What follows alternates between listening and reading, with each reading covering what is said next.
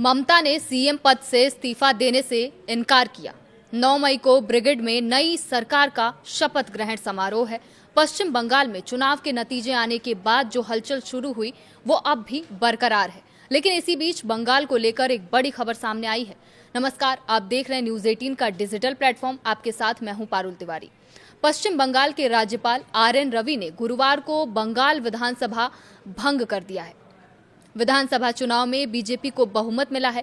बहुमत के बाद ममता बनर्जी ने चुनाव में वोट चोरी का आरोप लगाते हुए सीएम पद से इस्तीफा देने से इनकार कर दिया था। इसके मद्देनजर 2026 के चुनाव प्रक्रिया के पूरा होने के बाद पश्चिम बंगाल के मौजूदा गवर्नर आरएन रवि ने एक बड़ा कदम उठाया है। विधानसभा भंग कर दिए जाने के बाद ममता बनर्जी अब स्वाभाविक रूप से राज्य की मुख्यमंत्री नहीं रही। भारत के संविधान के आर्टिकल 174 के क्लॉज 2 के सब क्लॉज बी के तहत मिली शक्तियों का इस्तेमाल करते हुए उन्होंने पश्चिम बंगाल विधानसभा को भंग करने का आदेश दिया है। ये घोषणा बुधवार 6 मई 2026 को पब्लिश हुए एक स्पेशल गजट नोटिफिकेशन में की गई। सरकार के पार्लियामेंट्री अफेयर्स डिपार्टमेंट द्वारा जारी इस निर्देश के मुताबिक मौजूदा विधानसभा 7 मई 2026 से औपचारिक रूप से भंग हो जाएगी। गवर्नर आरएन रवि के साइन किए हुए इस ऑर्डर को राज्य के चीफ सेक्रेटरी दुष्यंता नरियाला ने जनहित में प्रकाशित किया।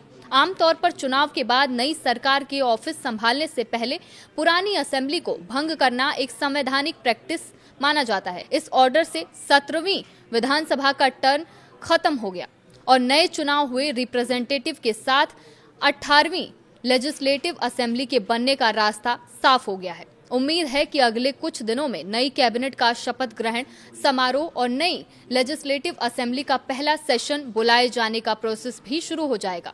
बता दें कि पश्चिम बंगाल विधानसभा चुनाव में बीजेपी ने राज्य की 293 सीटों में से 207 पर जीत हासिल की है और बंगाल में अब पहली बार बीजेपी की सरकार बनने जा रही है। इस चुनाव में ममता बनर्जी की पार्टी को पराजय का सामना करना पड़ा और 15 साल के बाद ममता बनर्जी सत्ता से बाहर हो गई हैं। चुनाव के बाद ममता बनर्जी ने करीब 100 सीटों पर वोट चोरी का आरोप लगाया था और कहा था कि वो हारी नहीं है बल्कि उन्हें जबरन हटाया गया है। इसके साथ ही उन्होंने सीएम पद से इस्तीफा देने से भी इनकार कर दिया था। सीएम पद से इस्तीफा देने के इनकार के बाद राज्यपाल की ओर से ही विधानसभा भंग करने का निर्णय लिया गया है।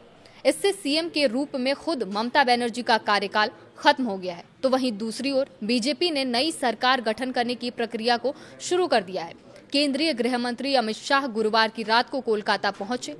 शुक्रवार को बीजेपी के नव निर्वाचित विधायकों की बैठक होगी। इस बैठक में विधायक दल के नेता का चयन किया जाएगा।